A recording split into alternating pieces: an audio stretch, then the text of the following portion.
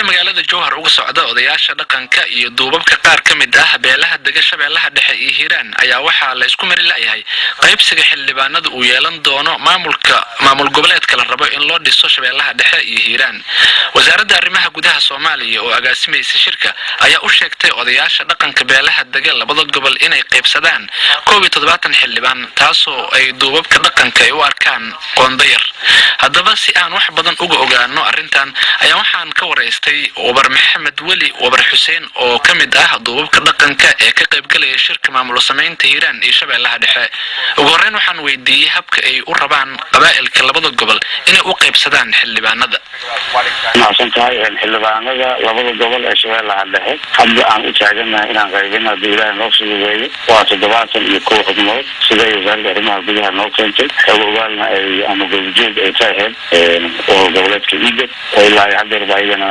nagula sugan nolosha shirka oo ka socda marka 71 xubnood waxaa loo qaybinayaa 24 qabaa'il oo ka soo kala jeeda Hiiraan iyo Shabeellaha Dhexe marka qaybintii wax kasta oo dad walaal ah la isku daro ama loo qaybinayo waa culays waqti yimaada ayaan dawladsidan oo kala anaga inaan qaybino isku daynay dadaalkii haddaan sameynay guddi farsamo iyo guddi oo duubka oo marjac oo loo soo noqdo oo guddiga dhexdeena aan ka saarnay way nagu culusaatay waan wadi waynay waan ku celinay wasiirka wasaaradda arrimaha gudaha oo naga saxiixay in anaga aan wadi waynay odayaasheen dhaqanka ama duubkii labada gobol haddii taas ay dhacday haddana kadib muddada hadda soo noqoshadan dambe oo xogayaha joogtada wasaaradda arrimaha gudaha ka socday nooma soo celiyay odayaashii lagama dhamaa lagama quusan karo waxaan idinka dhisan ama samaynin ma soconayaan aan iskugu nimid dadaalkaas aan hadda ku dhex jirnay maalmahan saaka ilaa iyo hadeer waxaan wadnaa 71 iyo 24 inaan qaybino oo nalaga sugayay saacado hadda muddo ay naga xigto oo maanta ah 9 subaxnimo ilaa iyo 10 ugu dambeyn. Wabar Cabdiweli marka maxay tahay caqabadaha hortaagan in beeluhu ay qaybsadaan xildhibaanada ay u qorshayso wasaaradda arrimaha gudaha?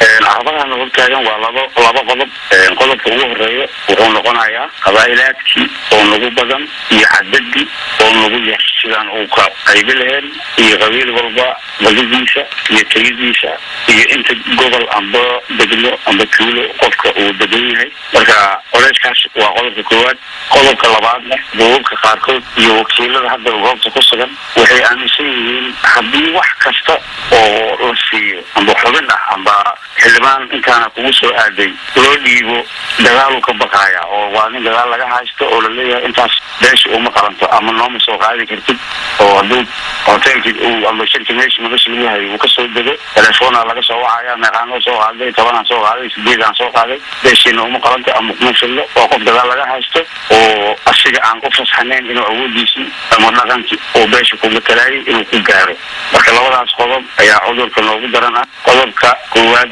ayaan xalkiisii anaga hadda wasaaradda aan ka sugaynaa amba in xubno lagu soo daro maadaama aan 71 xubnood qaybteedii lagu asaatay aan ka sugayno insha Allah haddii ay naga aqbasho codsigaas haddii ay naga aqbali weydana beeladii iyo dadka qabaa'ilkiisa u kala degaan way taqaanaa inay ayaga ku soo salayso si anaga aan ula eegin. laakiin qodobka labaad taas anagoona taabanaya dhaqankeeni maadaama shacabkaagi aan mas'uul ka tahay ay ku soo darsadeen aad goob ku matalayso haddana aad leedahay gadaalaan ka baqaya ama waxaan ma samayn karo insha Allah idin cudurkaas waxaan jecelnahay inaan ka daawow doono oo mas'uul la soo diray oo wuxuu wanaag u arka samayn karo inuu ilaahay naga dhiga ayaan ku dadaalayna duweera insha Allah. waan gartay marka haddii odayaasha dhaqanka ee qabaa'ilku ay ku heshiin waayaan in ay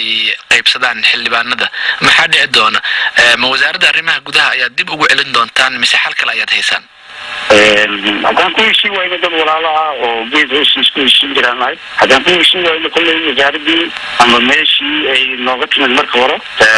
ayna xumaata ninkeeda askala shalay wasaaradii noo keentay galmudug annaga hadda 89 xildhibaan waaye gobolka Shabeellaha Dhexe iyo gobolka Hiiraan waxaan jecelahay inay ka dad badan yihiin ama ay ka baaxad weyn yihiin marka wasaaradda lafteeda inay dib iskugu noqoto 71 inay nagu yar tahay oo qabaa'ilkii degan ama baaxadiisana ay labadan gobol aad u waaweyn yihiin waxaan rajaynaynaa in codsigaas ayadana nala qaado maadaama xubnaha ama maamul goboleed belis nala ah oo naga xildhibaan badan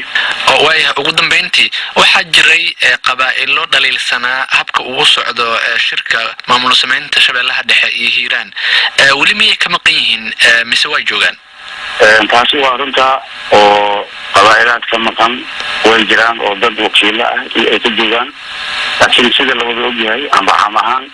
سيد قبيل أو قبل إيران كسر جيد أيام مكان ودخن كيني ودور كيني وواسديني عن جعلنا هاي ورالينا دجال بدن أيضا هوساس لوجرا دجال هرلو سمي أو مدلقنا يمد مسؤولين سوماليات أو مدحين